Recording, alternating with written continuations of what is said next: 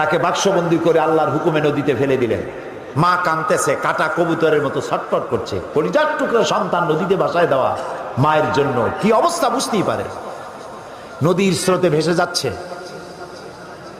আর তার বোন নদীর পার দিয়ে যাচ্ছে, বাক্স যায় কই। ঘটনা কোরআন শরীফে আল্লাহ উল্লেখ করেছেন, আর সেই জায়গাটা আল্লাহ আমাকে দেখার তৌফিক দিয়েছেন। ভাসতে ভাসতে এই বাক্স গিয়ে থামলো ঠিক সেইখানে যেখানে ফেরাউন আর আসিয়া দুজনে বসে পড়ন্ত বেলায় নীল দরিয়ার দৃশ্য দেখতেছে, বাতাস খাচ্ছে, ঢেউয়ের তাল দেখতেছে। বাক্স এসে সেখানে থেমে গেল। ফেরাউন আশ্চর্য হলো, বাক্স এসে থামলো এখানে, দেখো বাক্সে আছে কি, উঠাও বাক্স।